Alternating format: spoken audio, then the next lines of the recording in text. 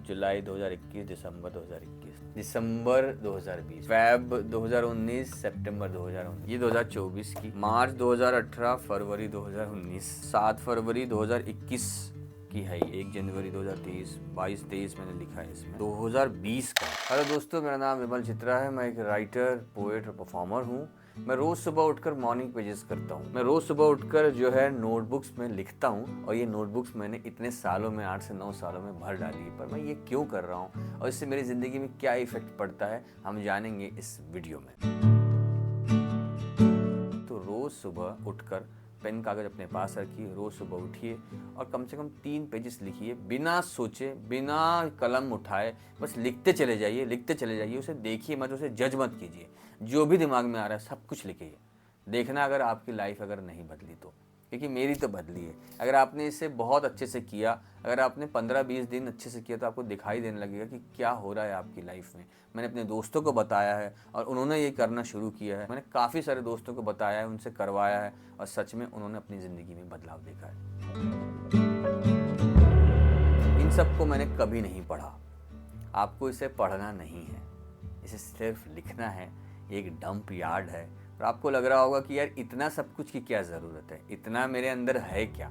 इससे कई गुना आपके अंदर भरा हुआ है, इससे ज़्यादा कई गुना कचरा आप लेकर चल रहे हैं। अगर आप एक बार डंप करके देखिए, आपको समझ में आएगा कि कितना सब कुछ है जो वेस्ट जाना चाहिए, जो बाहर निकलना चाहिए, पर कोई नाली ही नहीं बनाई है आपने अपने अंदर, कोई ड्रेन आउट ही नहीं हो रहा है, कोई चीज़ें वो भर रहा है, और फिर आप बोल रहे हो कि अरे यार मैं लिख क्यों नहीं पा रहा, मैं कुछ क्रिएट क्यों नहीं कर पा रहा, मेरी ज़िंदगी ऐसी क्यों चल रही है।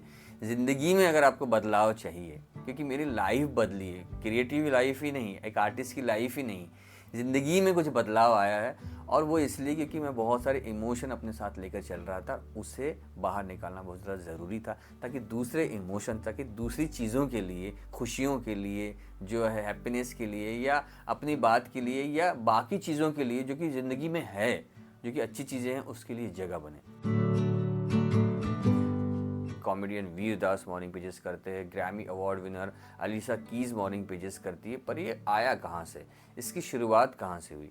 तो एक किताब है द आर्टिस्ट वे, ये आर्टिस्ट वे के नाम की किताब है। इसे जूलिया कैमरॉन ने लिखी है। इसकी जो पहली एक्सरसाइज है वो है मॉर्निंग पेजेस। इसे एक तरह से आप स्पीड राइट कर सकते हैं कि आपको सोचना नहीं है, बस लिखते चले जाना है।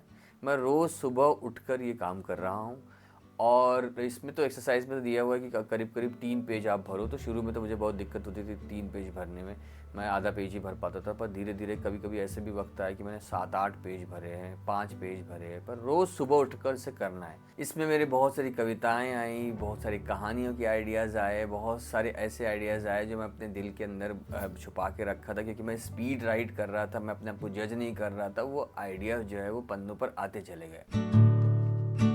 डंपयार्ड में इसको इसलिए कहता हूँ क्योंकि आप जो इतने समय से बहुत सारी चीज़ें सोच रहे हैं, अपने जहन में रखे हुए, आप कहीं डंप नहीं कर पा रहे, किसी को बता नहीं पा रहे, कहीं पाक नहीं कर पा रहे। तो जब आप इसे सुबह लिखना शुरू करते हैं तो बहुत से ऐसे थॉट होते हैं जिसे आपने एक्चुअली नज़रअंदाज करके रखा है, वो आपके सपनों में आते हैं, वो आपके जो है कहीं ना कहीं अंदर चल रहे होते हैं, आप उसे फेस नहीं करना चाहते। तो ये जो चीज़ है, ये जब आप इसे लिखते हो तो वो कहीं ना कहीं डंप होने लगते हैं, वो बाहर निकलने लगते हैं, आपसे दूर जाने लगते हैं। उसे पाक करना बहुत ज़्यादा ज़रूरी है, वरना आप इसे लेकर चल रहे हैं, वो आप पर बोझ बन रहा है, और जब निकलने लगते हैं ये, तो आपको हल्का महसूस होने लगता है।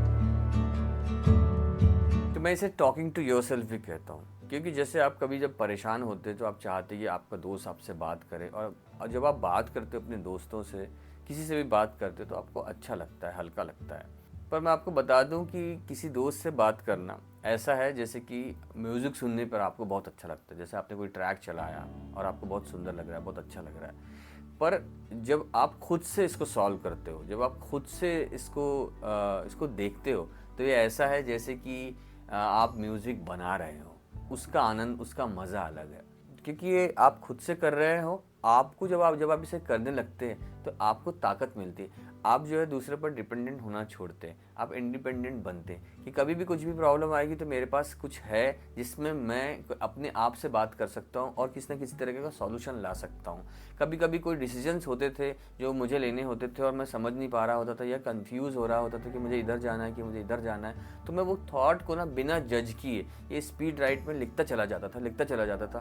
तो लिखते लिखते लिखते लिखते कहीं ना कहीं मेरे अंदर से वो बात आती थी कि नो, वो जो भी मैं सोच रहा हूँ मैं जानबूझ के इसे सोच रहा हूँ या किसी के कहने पे मैं ये कह रहा हूँ, मेरा दिल तो नहीं कह रहा है ये करने का। तो उसमें उसमें लिखते लिखते, क्योंकि लिखने से थॉट के बीच में और आपके बीच में एक डिस्टेंस बनता है, एक क्लैरिटी आती है। वरना आप ना सोचते चले जाते हो और आप कभी डिस्टेंस से देख नहीं पाते। तो थॉट के बीच में डिस्टेंस बनता है। जो पर्सपेक्टिव आप चाह रहे थे कि आपका दोस्त आपको दे, कोई और दूसरा दे, आपको लिखते से एक दूसरा पर्सपेक्टिव सा मिलने लगता है और आपको ईज होने लगती है, आपको अच्छा लगने लगता है कि हाँ, कि इसे मैं देख पा रहा हूँ कि अच्छा ये एक थॉट है, ये एक थॉट है और इस तरफ में मुझे कहाँ जाना है और मुझे क्या करना है। ये इतना इफ़ेक्टिव क्यों है, इसका इतना असर क्यों होता है? वो इसलिए होता है क्योंकि जब भी आप सोचते हैं तो सोचते सोचते आप एक लूप में फंसते हैं कि एक ही थॉट आप बार बार सोच रहे होते हैं। एक ही थॉट को बार बार सोचने से आपका दिमाग जो है वो बहुत भारी होने लगता है।